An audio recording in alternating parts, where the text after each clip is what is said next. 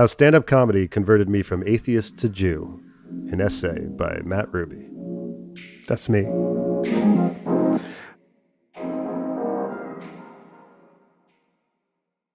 Until recently, I'd spent most of my life running away from being Jewish. I lived in the Midwest, read Richard Dawkins, watched Bill Maher, dated shiksas, and listened to rock and roll. I mean, who needs the Torah when you've got Tom Petty, right? Then I moved to New York City. After that, it started to feel like my Judaism was chasing me down. I'd go to the Tenement Museum and think about my ancestors who came to the Lower East Side a century ago and how they lived. I'd eat hummus at a local place run by a bunch of Israelis. And I was invited to Seders and Sabbath dinners for, well, the first time in my life, really. And New York City just feels, well, Jewy. I mean, Lenny Bruce kind of nailed it when he said, if you live in New York or any other big city, you are Jewish. Doesn't even matter if you're Catholic. If you live in New York, you're Jewish. If you live in Butte, Montana, you're going to be Goyish, even if you're Jewish. Also, I began doing stand-up comedy. To find your comedic voice, you're constantly looking for what's authentic about you. And comedy crowds, they have a strange wisdom. They see through you. They tell you every night if you're being authentic or if you're just reciting some lines. And I noticed that when I talked about being Jewish, audiences responded. It felt like there was something true there. True to me, at least. As I got deeper into stand-up, I realized how many of my comedy idols were steeped in Judaism.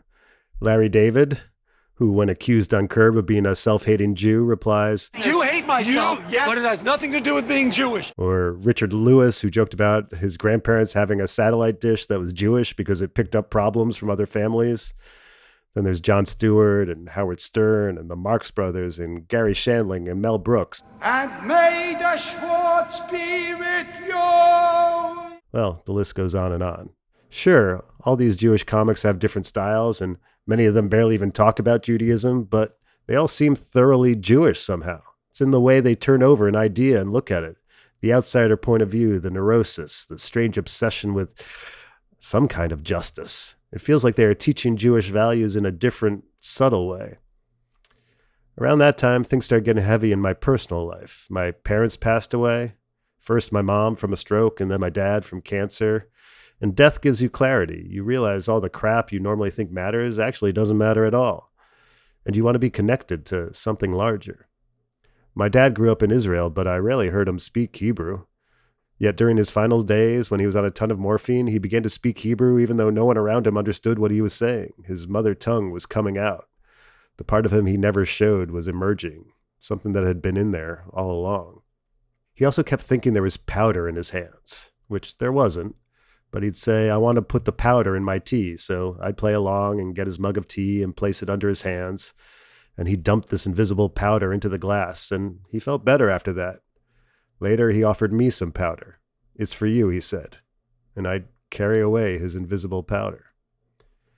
Meanwhile, all this other stuff was happening too. My nephew was growing up, and I'd visit, and we'd light the candles for Hanukkah together.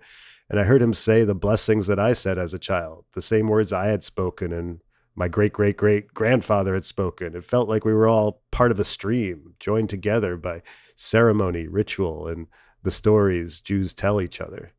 I started to see how previous generations, in a way, rhyme with future ones. Then I dated a Jewish girl. On our very first date, she said, "It'll never work out between us. You know that, right?" What she didn't realize was that was catnip to me, a man attracted to emotional unavailability like a moth to a flickering lighter. Now, it didn't last, but I noticed when we were dating, something felt right about it. You know, like our ancestors would have gotten along, and I'd never felt that in a relationship before. I also started drinking ayahuasca, a hallucinogenic tea that comes from the Amazon, and it really rocked my world. And during my first trip, I kept thinking about Jews and stories and writing. And I had flashbacks to my father teaching me how to write essays like this one for school. Over and over, symbols of Judaism ran through my mind while I was hallucinating.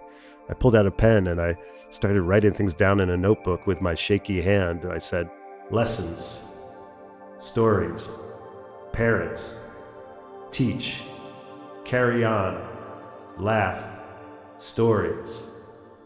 There was a lot of emphasis on stories. After that, I thought more about how much I was influenced by Jews. I recalled seeing Leonard Cohen live and feeling blown away by how he combined faith, lust, humility, and poetry. And going to London and sitting in a room full of Mark Rothko murals, an immersive spiritual experience. and reading Michael Pollan, who changed how I eat, and listening to Bob Dylan's Gotta Serve Somebody on repeat. Well, it may be the devil or it may be the Lord, but you're gonna have to serve somebody. Throughout my life and in the things I love, Jews kept popping up. So eventually I started thinking I should examine the Torah and how Jews are made. If I enjoy running the app so much, I should look at the source code. So I decided to give Torah study a try. For years, I met with a rabbi once a week to discuss the Torah. At first, I kept challenging him. People really live to be 700 years old? I mean, come on. The Ark really carried all of those animals? Seriously? But eventually I chilled out with the gotcha questions. They seemed besides the point. Instead of taking it literally, I've come to see the Torah as a blueprint for faith. Even if everything in it was just invented by some ordinary dudes, I'm not sure that makes it any less incredible. In fact, to create a fiction that enduring, that might be the greatest miracle of all.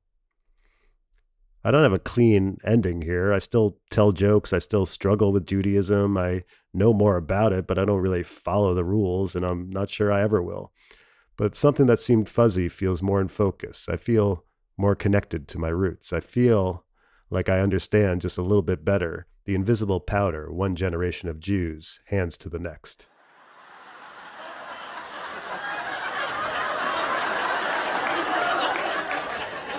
Anyway, I wanted to talk to you about Dr. Watley. I have a suspicion that he's converted to Judaism purely for the jokes. And this offends you as a Jewish person? No, it offends me as a comedian.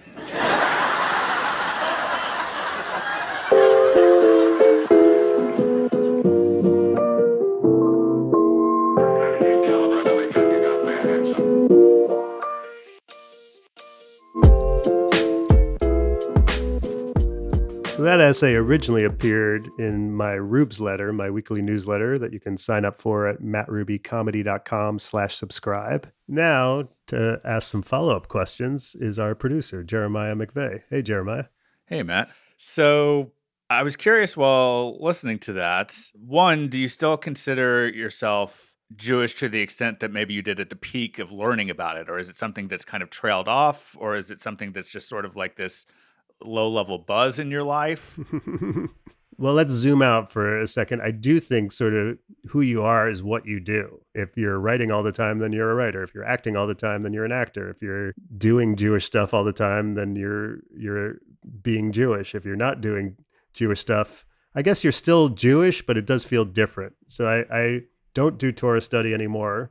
And it does make me feel less actively Jewish in that behavioral kind of way. And that became sort of like part of the internal conflict in my head was like, you can study all this stuff, all that you want, but then it gets to a certain point, and this is what the rabbi was teaching me, was kind of saying too, is like, you got to kind of do it. Like there's the level of Judaism of like knowing about all this stuff, but then the next level is to really put it into practice. There's, 613 laws that you're supposed to be following. You're supposed to be going to synagogue, regularly. You're supposed to be praying and all this stuff. And I think I've spent too long of my life not living that way to really go full throttle into being like a deeply observant Jew. But that said, I mean, I think it is baked into me as a low-level hum or what have you. That's not going to go away. That's just part of who I am and my upbringing and, a cultural origin story as much as it is, am I doing it actively in any sort of, day-to-day or weekly kind of way right now? Well, I wonder if it's kind of like therapy where, some people need to be in therapy basically continuously for as long as they can, or for life. But some people are good to go to therapy for months or a couple years, and then they feel like they've processed the things that they decided to go to therapy about, and then they can kind of move on with their lives, having had that experience incorporated into their life. So was your connecting with your Judaism sort of that for you in a way? First of all, I'll give you the viewpoint of a quote unquote real Jew or someone like my rabbi who'd be like, that's nonsense. You don't just get to like dip in and learn about it and be like, okay, I got it. Right. Yeah. Box checked. And now I'll move on with my life as I've reached, black belt level Jew. It's like the entire sort of foundation of it is as a practice that you continue to do. But for me personally, it was definitely a leveling up in understanding of kind of coming back to Judaism with the mindset of an adult, instead of being a child, and sort of learning it in this, introductory kind of way, to go back as a grown up and be like, okay, what's really in this book? What are we really talking about here? What are the real reasons for this stuff? And then, on my own, sort of like from an archetypal Joseph Campbell, kind of way, like what is the purpose of these myths? What are they really accomplishing for us as like a tribe? And even coming to view, these 613 commandments or laws that we're supposed to follow all the time. Is this, I've studied a lot of Buddhism too. Is this the Jewish version of mindfulness, of like every time before you eat or before you put on a light, you have to stop and think about like, okay, what day is it? What has happened? Am I supposed to do this right now? In a way of forcing yourself to kind of almost like a walking meditation, where every step you take, you're supposed to examine your feet landing on the ground and thinking about your legs moving in a sense that's giving you a more, sort of meditative, mindful state. And so things like that started occurring to me. And I guess one of the things, since you mentioned therapy, going to therapy once a week and sitting down with someone else for an hour and talking about stuff, there is a similar sort of vibe to Torah study when you do it one-on-one, to meet with this older Jewish guy who's, and talking about, life and passage. There is a therapeutic element to it, and it is an oral tradition. And I think part of the reason for that is to get two Jews in a room, from different generations, talking to each other about their experiences and having that back and forth. So I do, and I don't think it's a coincidence there's so many Jewish therapists and that there's this overlap between it, because I think there is something about it that does have that vibe in a way.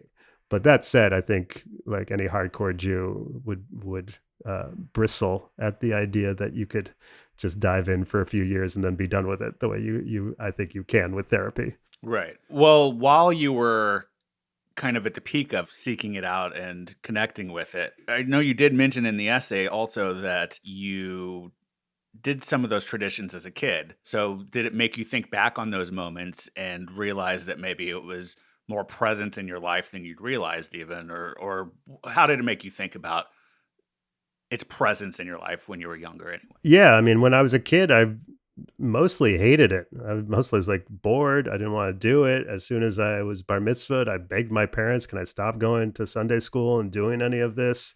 I lived in a place where there weren't a ton of Jews around, so it wasn't, sort of happening around me a lot. But yeah, I think it was, especially like that ayahuasca experience, was this reveal of like, you think you can run away from this, that this is a thing that's part of you genetically, probably through like, intergenerational DNA or trauma or anxiety or whatever is happening with Jews that makes us all neurotic and what we are, culturally, what the values of my parents were and the things that they emphasized growing up. And then, yeah, in a more religious way of like saying these prayers, of lighting the candles at Sabbath, of celebrating high holidays, of being bar mitzvah, that even if I wasn't deeply believing in it as a child and wanted to be done, that's still a very different experience than people who aren't Jewish have, and that is going to make you see the world in some different way if from a young age you're sort of indoctrinated into this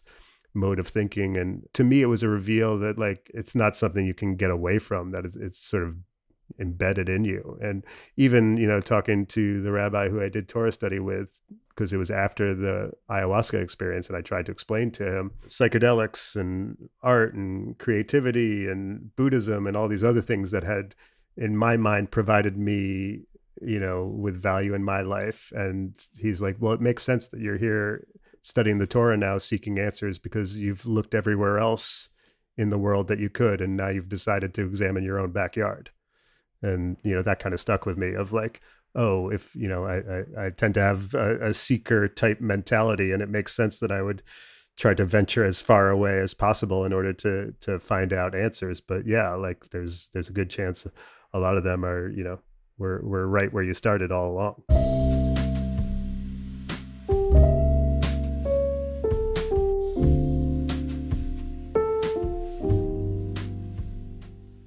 And now for some quickies.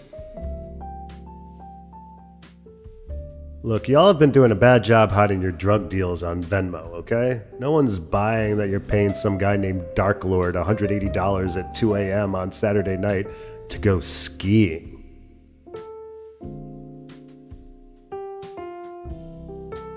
I'm changing all the time. Like 1 month ago me will look at flights and be like, sure, I'll fly at 6 a.m. if it means I can save $30. And then today me, when the alarm goes off at 4 a.m., is like, okay, I would pay $1,000 to snooze for another hour. Screw you 1 month ago me.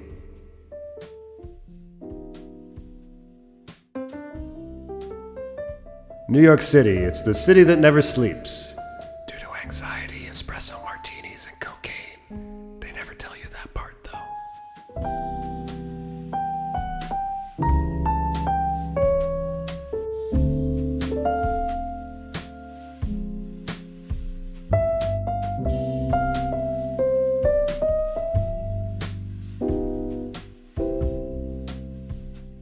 You can subscribe to or follow this show just about anywhere you listen to podcasts. If you have a moment, please rate and review the show on Apple Podcasts, Spotify, Good Pods, or anywhere else that allows you to do that. And when I say that, I mean, like, leave it a good review. I feel like that's obvious, but if you're just going to leave it a bad review, you don't have to. Anyway, it helps others find the show, which I really appreciate. If you want to reach out to me directly, you can email me at mattruby@hey.com. That's mattruby@hey.com. And if you like this podcast, you should subscribe to the RUBESLETTER, where what you just heard first appeared. You can find that at mattrubycomedy.com/subscribe. And while you're at mattrubycomedy.com, you can also find links to my Instagram, Twitter, YouTube, and TikTok, where I post clips of my stand-up and other stuff too. Thanks so much for listening. I appreciate it.